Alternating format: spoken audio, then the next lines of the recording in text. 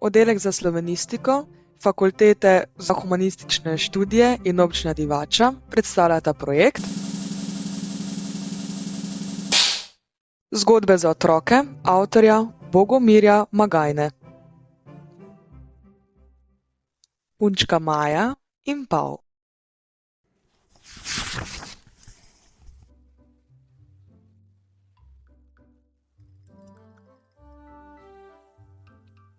Teta Lizika je odšla na Bled na izlet. Očka bi moral v službo in punčka Maja bi morala ostati sama doma. Očka se je bal zanjo in obljubiti mu je morala 3-krat zapored, da ne bo šla z domačega vrta, dokler se on ne vrne. Očka je punčki verjel, saj se nikoli ni zgodilo, da bi prelomila obljubo. Za vsak primer je zaprosil še sosedovo mamo, naj bi 1 ali 2 stopila na vrt in pogledala za Majo, čeprav ni bilo verjetno, da bi se lahko punčka sama splazila skozi živo mejo. Maji pa je bilo hudo, da so kar meni nič, tebi nič pustili čisto sam. Sedela je ob gredi tulipanov, šlo je na jok in bridko je potožila tulipan. Lizika šla in očka šel, punčka Maja čisto sama sedaj. Ošabni tulipani pa se niso prav nič zmenili zanjo in niso poslušali njenih besed. Maja se je razjezila in pokazala jezik, vstala in tekla na drugo stran vrta. Tam je okrog leskovega grma skakal črni kos.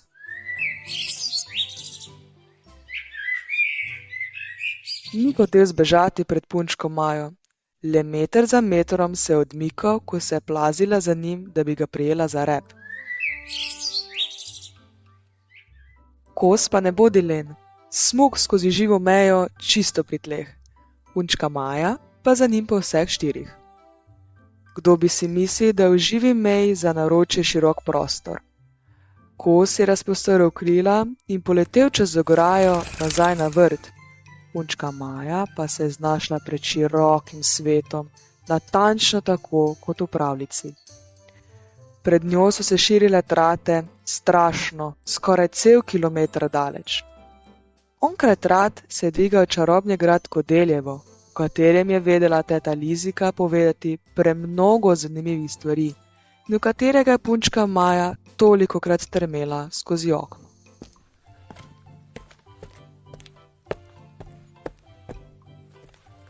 Neznano hrepenenje se je prebudilo v Majinem srčku. Odraslo dekle bi se mu ne moglo upreti, niti ptica, ki leti čez gore in doline v daljne kraje, niti pesnik, ki bi rad odkril neznano. In kako bosta jokala teta Lizika in očka, ki sta pustila samo doma. Punčki Maji so stopile solze v oči ob tej misli, potem pa se napotila čez širne trate v neznano. Dolgo je hodila, skoraj 20 minut in prišla do Gruberjevega kanala. To velikansko reko, ki se je velila globoko pod zelenim bregom med strmimi škarpami, je že dolgo poznala. Večkrat je stala s teto Liziko ali z očkom na mostu nad njo in se čudila valovom, ki so se podili drug za drugim v globoki strugi.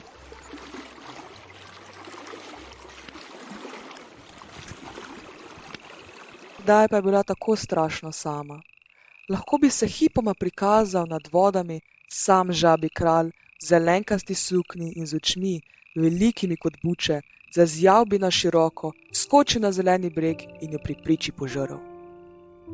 Zadregetala je od strahu in tesnobe in zbežala od brega. Sedaj je stal grad Kodeljevo le še 100 metrov daleč. Pred njim na desno in levo velikanska drevesa z zelenkastimi belimi lisami po deblih. Za punčko Majo so bile platane skrivnostna pravljična drevesa. Ko je stopala med njimi, se je zdelo, da segajo do neba.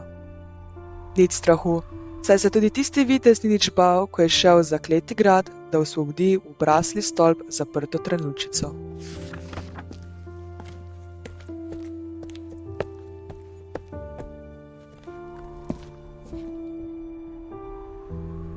Vendar je zastal korak, ko je stopala skozi širok prehod na dvorišče med sive zidove gradu. Nikjer ni bilo žive duše.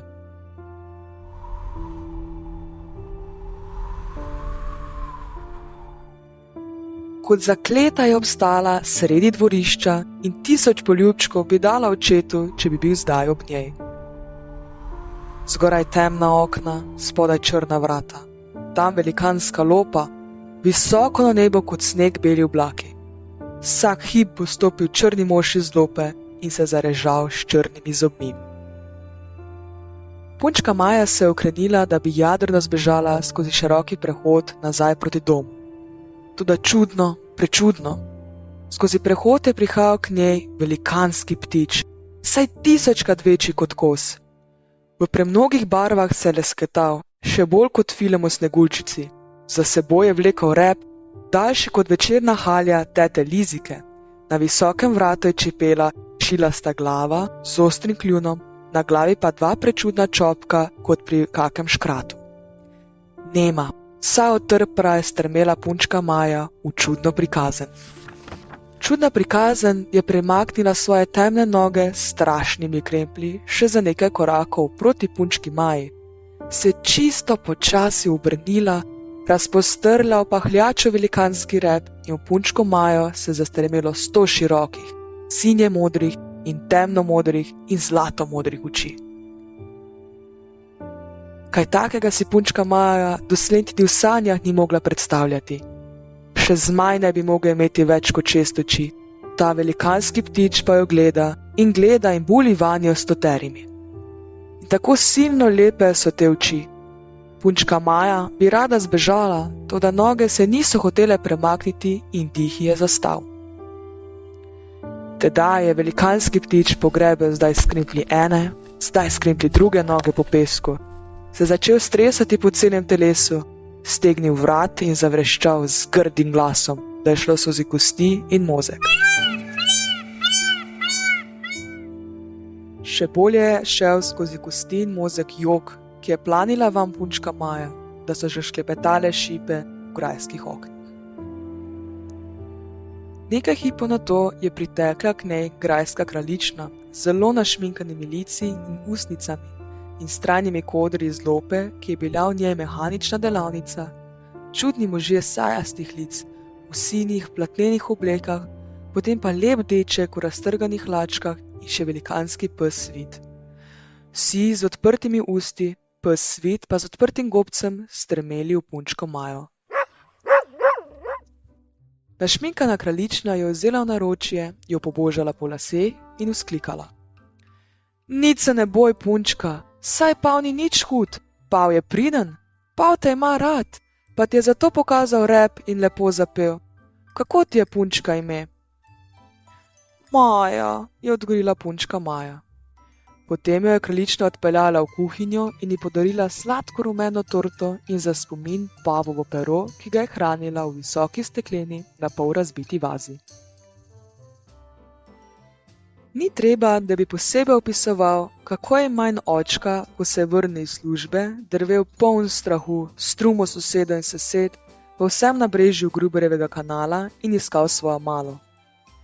Do stran grajskega parka se je punčka Maja izvila iz roke grajske kraljične in se vrgla očetu v naročje.